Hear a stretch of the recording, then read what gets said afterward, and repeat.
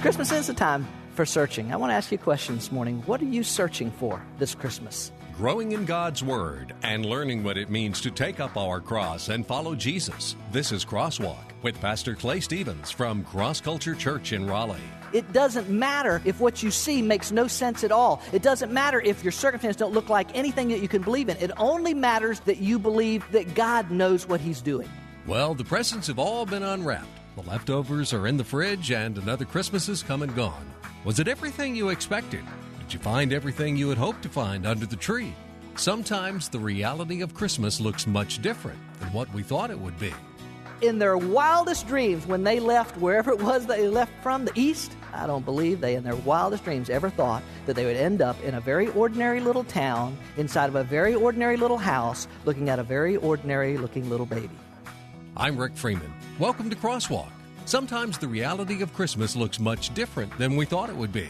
For a group of travelers who came in search of the Christ child that first Christmas, the events that unfolded probably were a lot different than they thought they would be. The stargazers found in Matthew chapter 2 came in search of the one born King of the Jews. Their search was, in some ways, probably much less than they thought it would be, and in some ways, much more. Who would have ever thought you would find a king in such humble surroundings? Who would have ever guessed the outcome? Well, today on Crosswalk, we're going to read again that wonderful story of the Magi and discover why they don't call them wise men for nothing. Holy, holy, holy, I want to see you. We're 2 days past Christmas. Hope you got whatever it was you wanted. You probably got more than you deserved anyway, no matter what it was. But, Christmas time is a time of searching. I was thinking about some of the stuff that we search for at Christmas time, right? How many of us put up with the endless hours at the mall or the traffic or the shoulder-to-shoulder people passing by us in different ways because we're in search of that perfect gift that we have in mind, that perfect gift that we want to give to someone who means so much to us. It's a time of searching. We search for the Christmas tree that's just the right shape. My wife took care of that this year when she bought us an artificial one, but we search for that Christmas tree that's just the right shape. We search for that one stupid blown bulb on the strand that we can't find.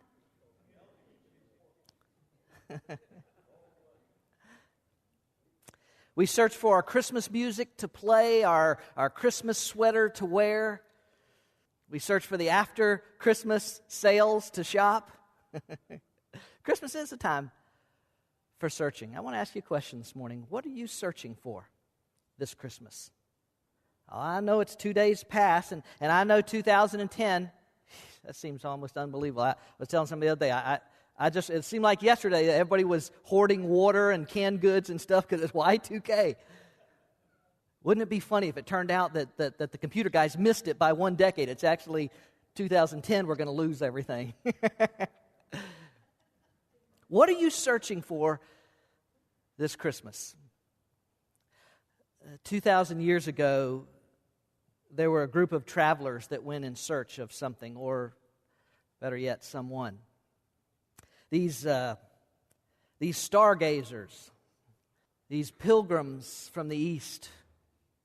I want to go to that passage of Scripture today. I want to go to Matthew chapter 2. I want to look at these stargazers and the journey that they had. And I want us to see if there's some things in their journey that we can learn about what a genuine search for Christ looks like. I'm asking the question today, what are you searching for? As we get ready to jump off into a new year, we come to the close, what are you searching for in your life? So come along to Matthew chapter 2 as we find out what a genuine search for Christ looks like, and as we discover why they don't call these guys wise men for nothing. Matthew chapter 2, verse 1. Everybody with me this morning? All right. Now after Jesus was born in Bethlehem of Judea in the days of Herod the king, Magi from the east arrived in Jerusalem, saying, "Where is he who has been born King of the Jews? For we saw his star in the east and have come to worship him." When Herod the king heard this, he was troubled, and all Jerusalem with him. And gathering together all the chief priests and scribes of the people, he inquired of them where the Messiah was to be born. And they said to him, "In Bethlehem of Judea, for this is what has been written by the prophet. And you, Bethlehem, land of Judah, are by no means least among the leaders of Judah. For out of you shall come forth a ruler who will shepherd my people Israel." And then Herod secretly called the Magi and determined from them the exact time the star appeared. And he sent them to Bethlehem and said, "Go and search carefully for the child, and when you have found him, report to me, so that I too may come and worship him." And after hearing the king, they went their way, and the star which they had seen in the east went on before them until it came and stood over the place where the child was. When they saw the star, they rejoiced exceedingly with great joy. And after coming into the house, they saw the child with Mary, his mother. And they fell to the ground and worshipped him. And then opening their treasures, they presented to him gifts of gold, frankincense, and myrrh. And having been warned by God in a dream not to return to Herod, the Magi left for their own country by another way. I just wanted this morning share with you what I think are these four views of what a genuine search for Christ looks like. I'm asking you this morning, what are you searching for this Christmas? You may be here and already in a relationship with Jesus Christ. You may be here and you may just be just pondering this whole thing or trying to figure out whether this whole church thing or Jesus thing is even worth your time. Or you may be anywhere in the middle. But I believe that almost all of us are searching for something in our lives. What are you searching for? Well, let me tell you how these guys, what happened as a result of what they did and what they found. Let's talk about a genuine search for Christ. Here's the first idea that I want you to get a hold of this morning. If you'd like to take notes, there's an outline on the back of your information sheet. You can do that. A genuine search for Christ, first and foremost, is initiated by Him. This is important, ladies and gentlemen. Let me read it to you again, verse 1 and 2. Now, after Jesus was born in Bethlehem of Judea, in the days of Herod the king, Magi from the east arrived in Jerusalem, saying, "Where is he who has been born King of the Jews? For we saw his star in the east and have come to worship him." Who are these guys? We don't know. Not really. There's been speculation, there's tradition, but we don't really know who they were. How many of them were there? 3, right? Right? Everybody knows that. Well, not really. The tradition has been that there were 3 because there were 3 types of gifts that were presented to the Christ child. But the truth is, we really don't know how many of them there were. Some scholars believe that these men were part of an ancient religion known as Zoroastrianism, because of their interest in study of the stars, which was part of the belief system of Zoroastrianism. I don't know whether that's true or not. What I do know is that they came from a far way, a long way off. Now, all the text tells us is that they came from the east. Well, I don't know if you've looked at a map of that part of the world lately, but the only thing to the east of Israel for a very long way is the Syrian desert. Some people believe they came out of the old Babylonian Empire, probably somewhere around 600 miles that they traveled to get to where they were. Some people speculate that they came from a distance even farther away, part of the old Persian Empire. It's possible that they came as far as over 1,000 miles in search of this one. It would not be a short trip even by today's standards, right? You jump in a vehicle 1,000 miles. My brother-in-law and nephew are here today. They just drove Christmas Day, left and head out to Ohio to go get a motorcycle. I can understand their motivation, but still, it's all the way to Ohio and back. It wouldn't be a short trip even by today's standards. I think about even when our kids were little and just packing for 5 people to go to grandma's house a few hundred miles away for just 1 week. traveling on interstate, Chevy Astro van. These guys were going to be gone possibly as long as 2 or 3 years. Can you imagine the logistics of what it would take to prepare for something like that? And listen, they may have been in a caravan, but it wasn't a Dodge. Some people would say, well, that explains why they got there. No. Sorry, I'm a Chevy man. I'm sorry. No offense to you Dodge people.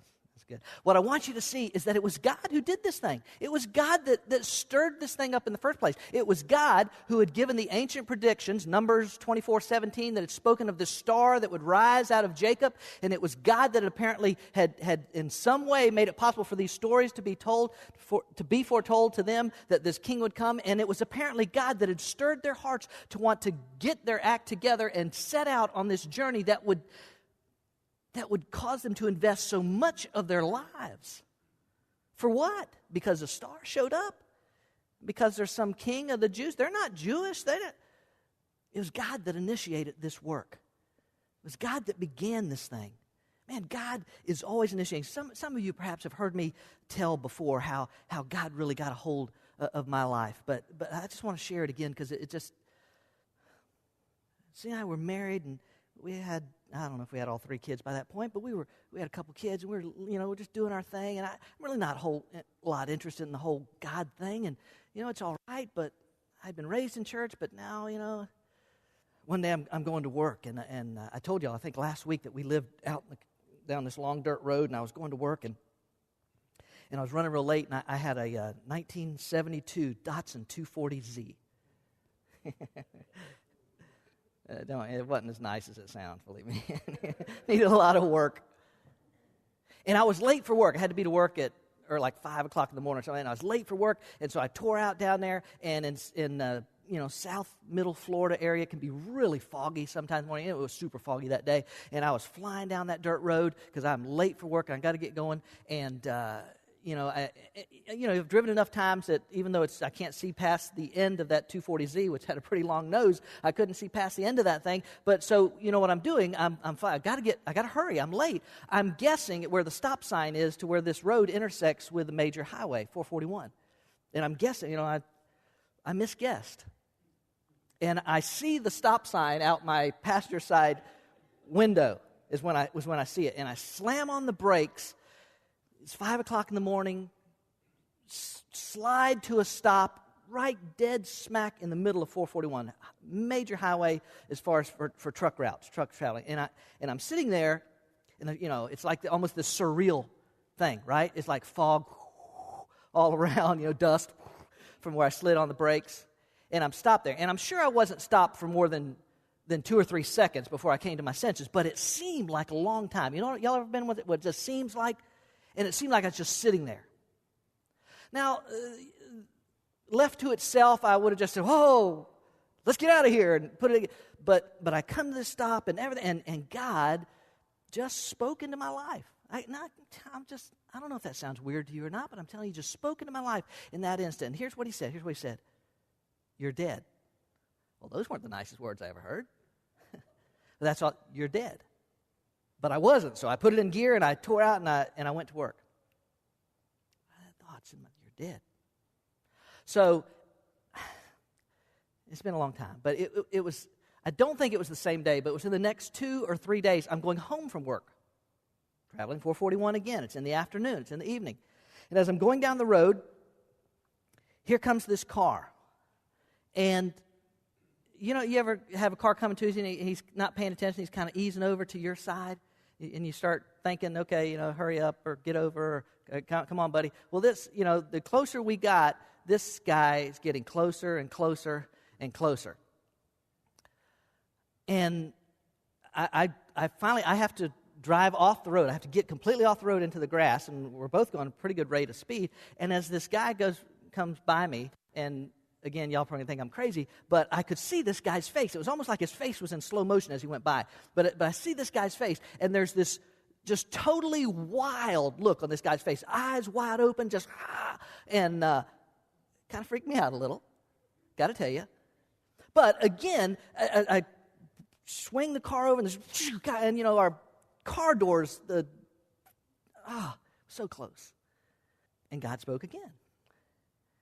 And he said, that's 2. How many times do you think you're going to get away with this? How many times?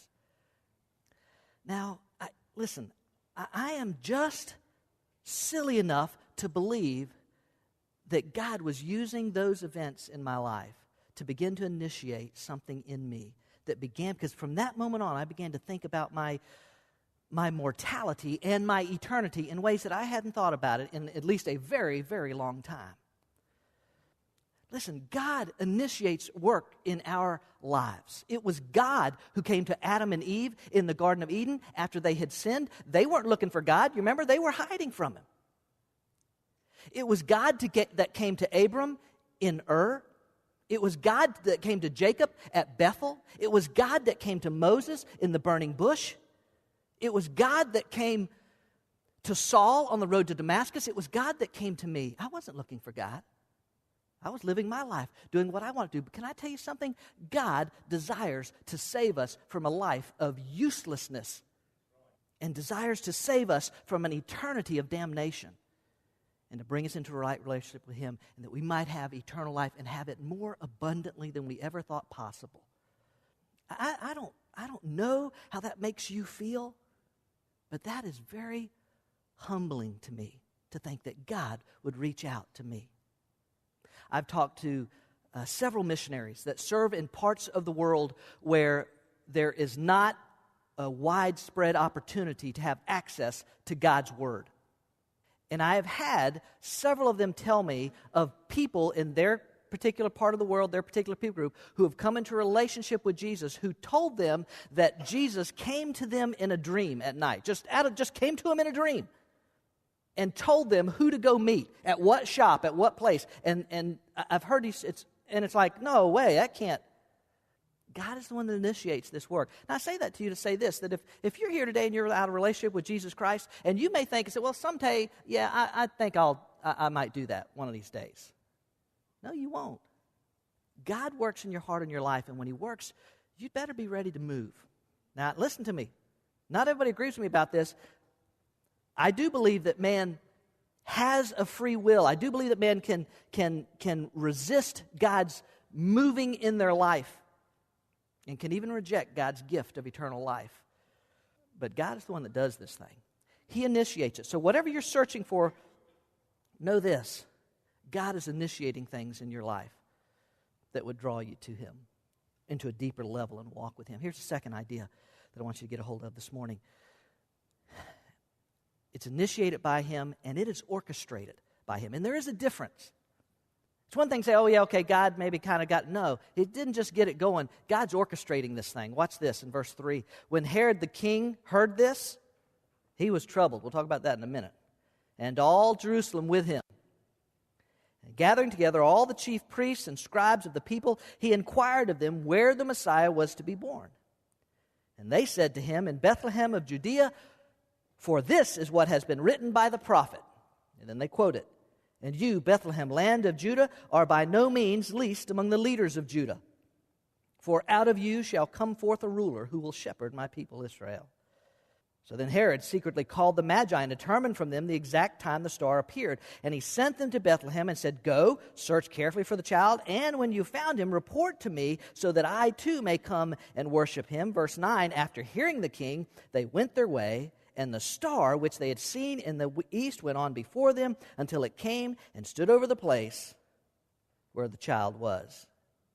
God not only initiates a search for him, He's orchestrating these events. It made sense for the Magi to go to Jerusalem, right? That was the capital of Israel. You would always go, if you're going in search for a king, it would make sense to go to the capital of that particular nation. It made sense for them to go to Jerusalem. It made sense for them to go to the capital. I'm sure they kind of draw attention to themselves when they came into town anyway. When Herod hears about it, Herod and the whole town gets very nervous, with good reason. Herod was a ruthless tyrant. Add into that the fact that he happened to be very paranoid. Herod thought that everybody was out to get him. Herod had some of his own family members put to death, some of his own children. because he felt that they were a threat to his rule. This was not a nice guy. It's reported, listen to this, it's reported that when Herod was nearing the end of his life, he was so sure that the people would celebrate his death that he ordered the execution of several hundred Jews to ensure the fact that on the day of his death there would be mourning rather than singing. This was not a nice guy. So when Herod gets word that there's a new king in town, everybody gets nervous. Because Herod doesn't need much of an excuse to start chopping off heads. But God is orchestrating. God is working. Do you see this? It was God who had given the prophecy to Micah, Micah 5:2. Several hundred years before the birth of Christ, God said specifically where the Messiah would be born. God used Micah. It was God that used the scribes and the religious leaders to study and to read the prophecy so that they've got the answer when Herod comes to them and says, hey, these guys showed up and they said there's a new king coming. You guys know anything about this? Oh, yeah, Herod, we know about it. Micah 5:2. Well, there it is right there. God even used wicked Herod to tell the magi where they could find the Christ child. I think it's pretty cool, too, that God uses the natural and the supernatural. He used ordinary word of mouth to pass along this information, and he also used a star. Oh, wait a minute. A star? Yeah, man. These guys, they had GPS. They had GPS when GPS wasn't cool. They had a God-placed star. Yeah, came up with that myself. Now, maybe you're sitting there, because I've talked to people like this before. Maybe you're sitting there and you're thinking, come on. You're telling me that God sent a star. Okay, this gaseous, combustible star to hang out over this place where this child is going to be. You're telling me God sent a star. Maybe it's the way I think, but it always strikes me as funny that people have such a hard time believing in a God who can do the supernatural. Listen, I got a problem with a God who can't do supernatural. I don't, no offense, but I don't need a God that can't do supernatural. I can make a mess out of stuff on my own.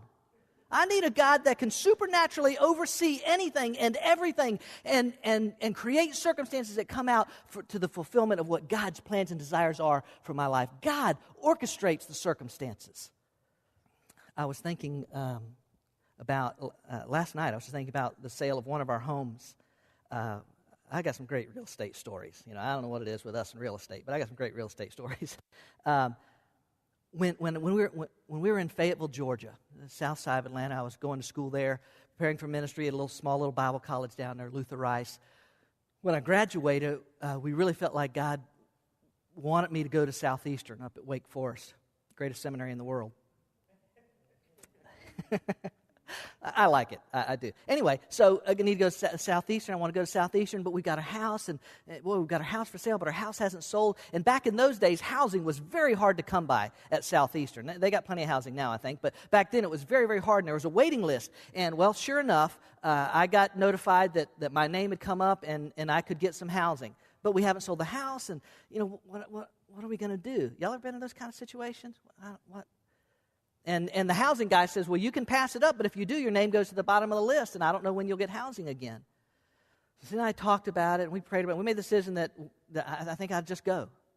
And Cindy will stay. She's going to stay in Atlanta with the kids, and I'll go up there. And there I went, Toyota pickup truck, little U-Haul. I had a chair, a twin bed, and a microwave. I know I had those three things because it was going to be hard without that microwave. I can tell you that right now. And I went to seminary January of 96, went to Southeastern.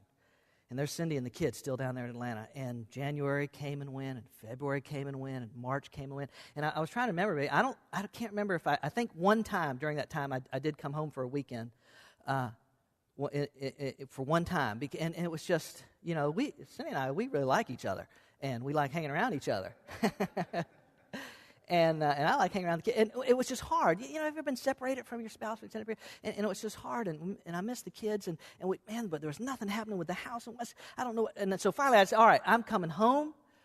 I'm going to get you. We're going to pack up and we're going to move. And we'll just have to trust God. Because we were trying to sell it. And, you know, we'd have to trust God. We'd have to just let Him take care of all this.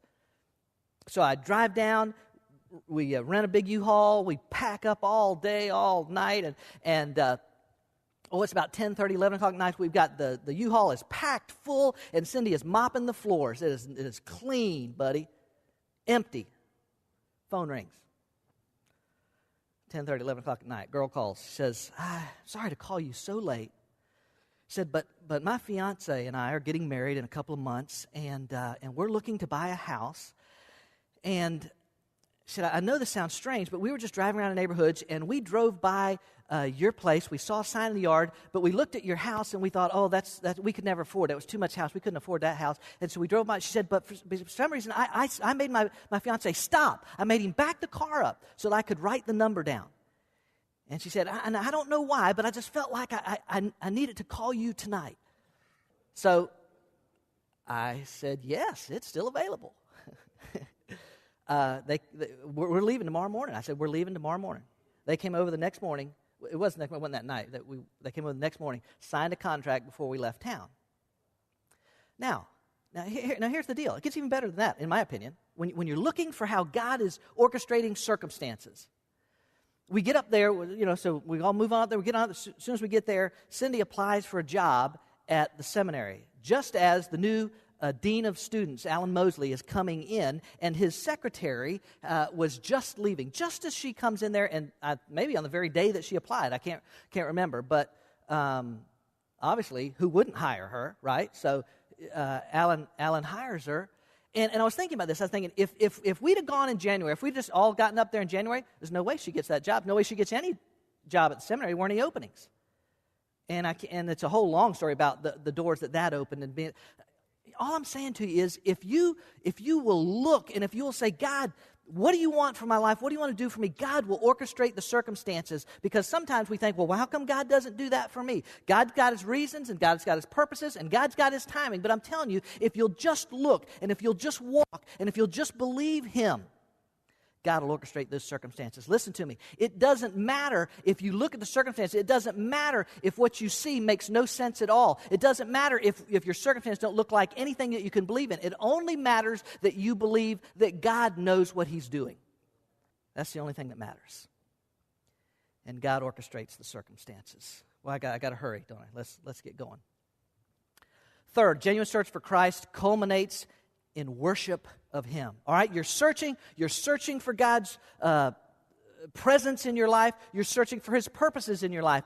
It will result in worship and understanding of who he is. Verse 10 and 11 looked like this. When they saw the star, they rejoiced exceedingly with great joy. And after coming into the house, they saw the child with Mary, his mother, and they fell to the ground and worshipped him. And then opening their treasures, they presented to him gifts of gold, frankincense, and myrrh. They rejoiced with exceedingly great joy. The Williams translation, I believe, says, thrilled with ecstatic joy. I guess. After the hundreds, maybe thousands of miles that they've traveled, after the months, possibly years that it's taken for them to reach their destination, after all that was involved in the preparation and the process and the planning and the traveling over dangerous roads and deserts and all of it, they've come face to face because of what God has orchestrated and made it possible for them. They've come face to face with the one that they've come in search of. And in that moment, all they can do is fall at their knees and worship. I want you to notice something about the worship, because these are characteristics, I believe, of worship. It involved both their position and their possession. They gave first of themselves. They bowed and worshiped, which, by the way, may not have been that easy a task to do if you think about it, because I'm of the belief that in their wildest dreams, when they left wherever it was that they left from, the east, I don't believe they in their wildest dreams ever thought that they would end up in a very ordinary little town, inside of a very ordinary little house, looking at a very ordinary looking little baby. That's it? This is what I came for? These people don't live in a house as nice as I live in. Their clothes are plain, and This is what I left my family for. This is what I invested all this time and energy and money for. This is what I came for. It would have been so easy to begin to say, I'm not bowing down before this child. This is not the situation I expected to be. This is not what I wanted. But they gave of themselves. They bowed. They prostrated themselves before the Lord God in worship. And they gave gifts. They gave of their possessions, which quite honestly, I think it's just a natural outpouring of giving of yourself. If you give of yourself, that's what I said to you a while ago. I don't talk a lot about money around here. We'll discuss it in a week or two when we show you the budget for 2010, and we'll just briefly and quickly go over all of that so that you guys will know it. But listen, can I tell you, if my position is right before God, meaning my heart, my life, my surrender to Him, if I'm willing to bend my knee, bend my life to Him, I don't have to worry about my possessions. They'll just follow. Quite honestly, to me, it is thrilling to think that God would use what I give back to Him for His kingdom purposes. It's unbelievable to me. Some people have pointed out the symbolism of the gifts that they gave. Gold symbolizing His royalty. Frankincense symbolizing His purity, and the myrrh symbolizing the reason that He came. As I understand it, myrrh was one of the chief ingredients used in the embalming process. I doubt if the magi understood all that. I think they just gave what they had because He was worthy to be worshiped. Can I tell you this? And I've been so blessed to have the opportunity to do this, and I hope that many of you in the years ahead get the opportunity to do it with me as well. But I have worshiped all over this world. I've worshiped in tiny little grass huts with mud floors. I've worshiped in the open air. I've worshiped on mountaintops and in valleys. I've worshiped places where I didn't have a clue what language was being spoken. I didn't know any of the songs that were being sung. I wasn't even sure about the instruments that were being used. But I was able to worship because my circumstances will never determine for me the worthiness of my God to be worshiped.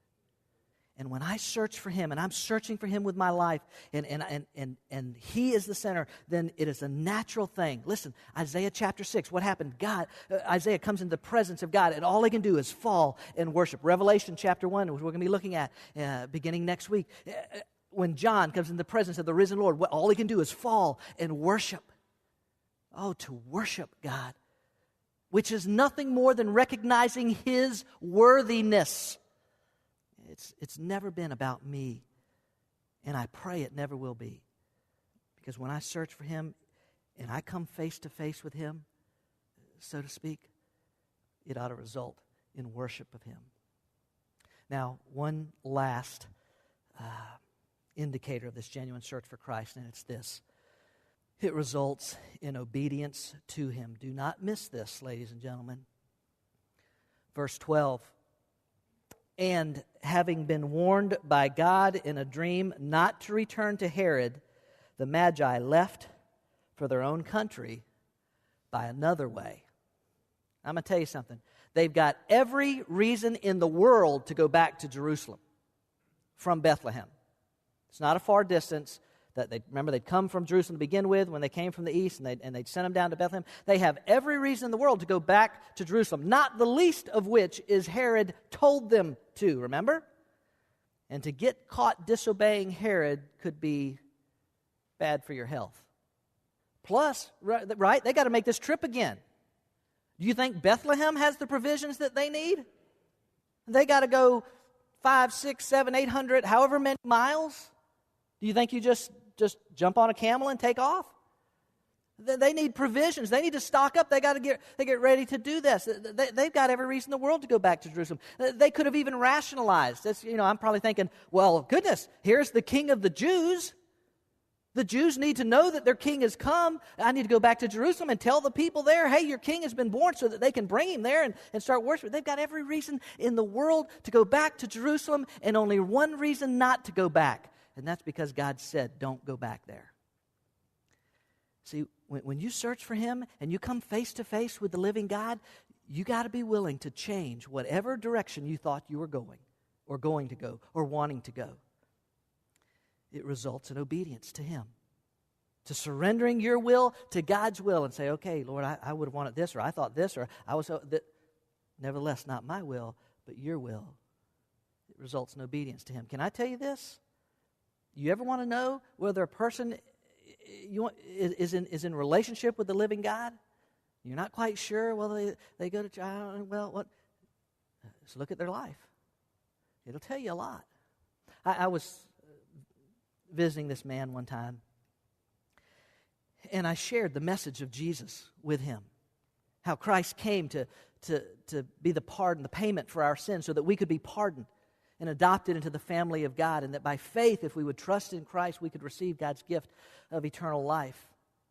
And when I shared the message of Jesus with this man, I asked him, would you like to receive God's pardon for your life? Would you like to confess your sins and invite Christ to come in and to be the Lord of your life? And the man said, yeah, I would like to do that. And I led the man in a prayer. And when we finished, I began to talk to him about what it means as a follower of Jesus to begin to be a disciple of Him. And I began to talk to him about believers' baptism being that first step of obedience upon profession of your faith in Christ, to be baptized. And I began to talk to him about the importance of getting plugged into a church and growing in God's Word, and began to talk to him about studying God's Word and learning what God's precepts and plans were for his life. And I began to share all these different things, just basic tenets of discipleship. And the man made it clear to me in no uncertain terms that he wasn't interested in any of that stuff. He wasn't getting baptized, didn't care about church, just never was his thing. And he's, now, I don't know, you tell me, did that man find Christ? A genuine search for Christ results in obedience to Him. Pure and simple. Now listen to me carefully. I'm not saying that being baptized, going to church, reading your Bible, I'm not saying that any of those things put you in right standing with God. The only thing that puts you in right standing with God is the shed blood of Jesus Christ made as atonement for your sins, and when you, by faith, reach out and accept that gift. Because no doubt someone perhaps would be thinking, well, the Bible says, all the Bible says is believe on the Lord Jesus Christ and you shall be saved. Yes, but it is a belief that results in a life that is changed. I've told a number of people here lately that it's become a much greater concern in my life than it had been earlier in my life. I wish I'd been paying a little more attention earlier. It is understanding the balance between whosoever will, let him come, and if any man would come after me, he must deny himself, take up his cross, and follow me. It's both of those understandings. Because if I search for Him, if I find Him, and God works in my life, it will change my life. I think it changed their life. I don't know how. We don't know a thing about them after this. Never hear from them again.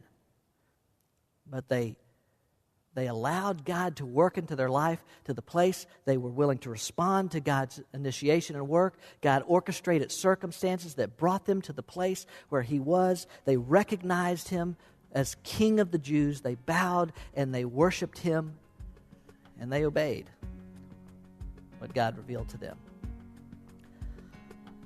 They don't call them wise men for nothing. Their search brought them to a place that was probably much different than they thought it would be when they set out on their journey. But God had initiated and orchestrated this search and brought them face to face with the Savior of the world. No matter how different it may have been from what they thought it would be, they still fell at the feet of this child and worshiped Him.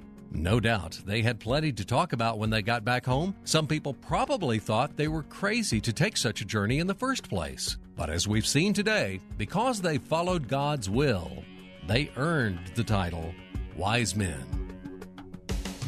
Cross Culture Church has a new home in Raleigh. We invite you to join us for our weekly cross-culture worship with upbeat, Christ-centered music and timely, encouraging biblical messages celebrating the goodness of our God and what it means to be in a relationship with Him. Cross Culture Church meets Sunday mornings at 10:30 in the auditorium at the Leesville Road High School, a mile and a half south of I-540, exit 7. We welcome anyone looking for a place to learn about God's plan for their life. At Cross Culture, you'll find a community of believers with the desire to be used by God to show that a life built on the finished work of Christ on the cross is where you'll find what you're looking for.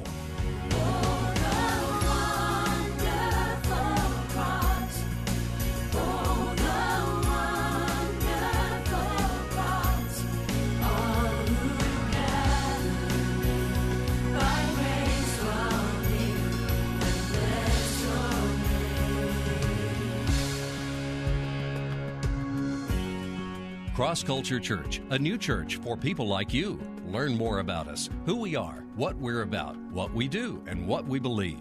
Visit us online at crossculturelife.org. Cross Culture Church, taking the cross to our culture and taking our culture to the cross.